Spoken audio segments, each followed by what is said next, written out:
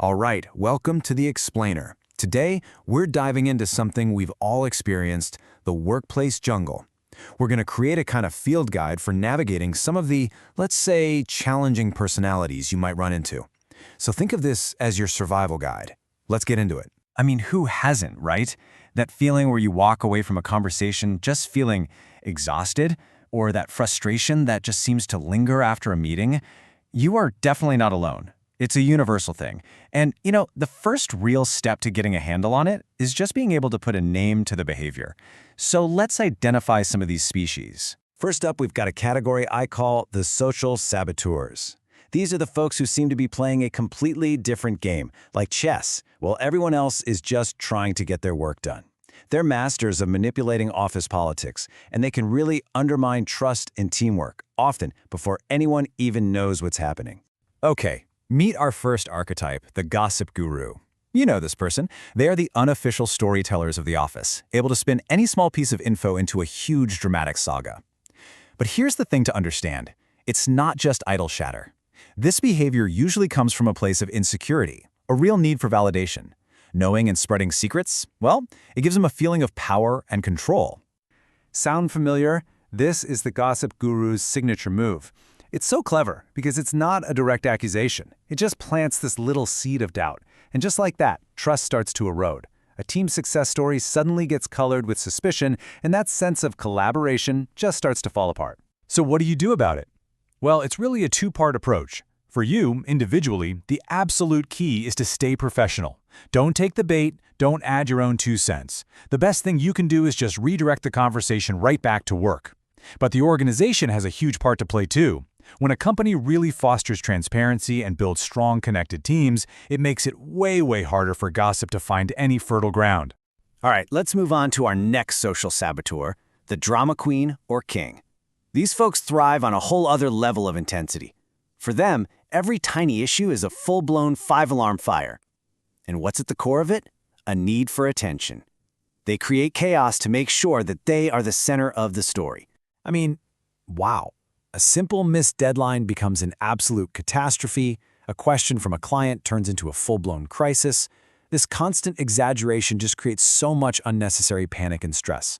It completely drains the team's emotional battery and makes it almost impossible to just solve the actual problem rationally. And you're going to see a pattern here.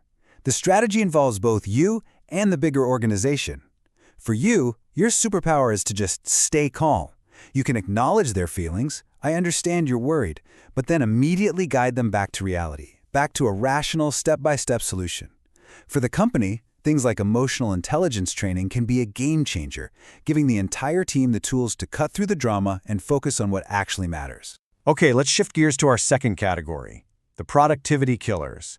If the first group sabotages social dynamics, this group directly attacks the work itself. Their behaviors can drain all the energy from a room and stop creativity and growth dead in its tracks. First in this lineup is the blame shifter. Oh boy, we've all met one of these. For them, nothing is ever their fault. And it's not just about avoiding getting into trouble. It's much deeper than that. It's usually rooted in a profound fear of failure and this desperate need to look competent and flawless. So pointing the finger somewhere else is really about protecting their own ego. That is just a classic right there. See how it subtly makes them look like a victim while throwing their entire team under the bus? The fallout from this is so toxic. It creates this culture of fear where nobody wants to take a risk or try something new because they know if it doesn't work out perfectly, the blame shifter is going to be looking for someone to pin it on.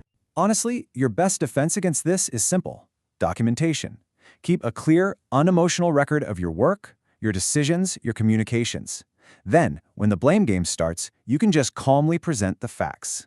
But at the company level, the real antidote is having clear systems of accountability. When everyone knows exactly what they're responsible for, it becomes a lot harder to pass the buck. Okay, next up, the energy vampire.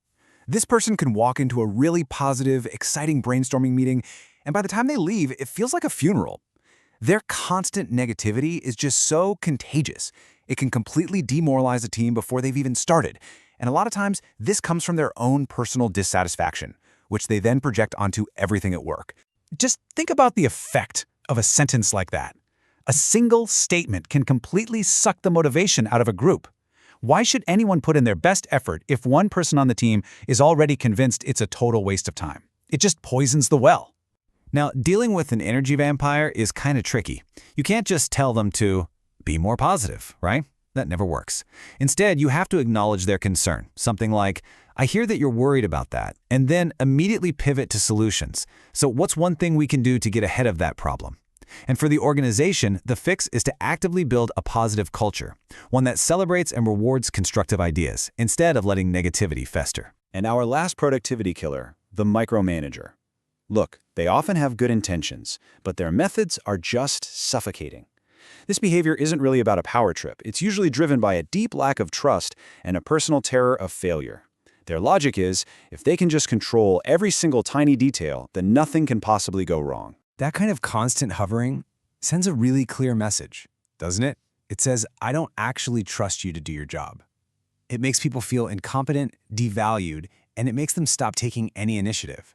I mean, why would you, if you know every decision you make is just going to be second-guessed? So to handle a micromanager, you almost have to be one step ahead of them. Proactive communication is everything. Give them updates before they even have to ask. Over-communicating in a way builds the trust that they need to feel safe enough to let go. And for companies, the answer is pretty clear. Train your managers on how to delegate well and how to actually empower their teams instead of controlling them. Okay, let's just pause for a second and take stock. We've got our 5 archetypes, right? The gossip guru spreading rumors, the drama king creating chaos, the blame shifter deflecting responsibility, the energy vampire with all the negativity, and the micromanager stifling everyone. The one thing that connects them all is that their behavior creates friction. But for every single one we've seen, there's a clear strategy you can use to take back a little bit of control.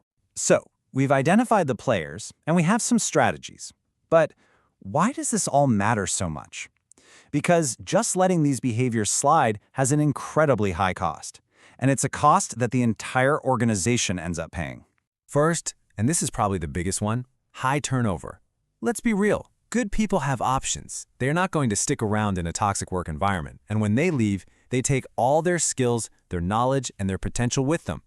That leaves a massive hole that's incredibly expensive to fill, both financially and creatively. And what about the people who do stay? Well, their engagement just plummets.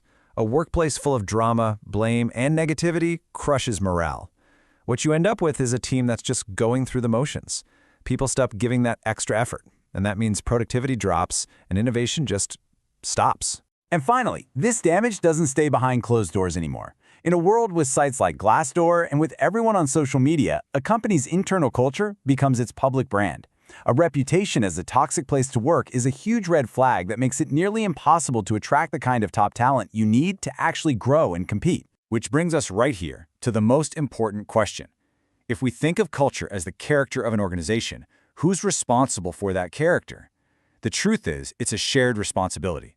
It takes individuals stepping up to manage their own interactions, and it takes organizations building environments where this kind of toxicity just can't survive. So the question isn't if the next chapter of your workplace culture will be written, but who's going to hold the pen. Thanks for joining this explainer.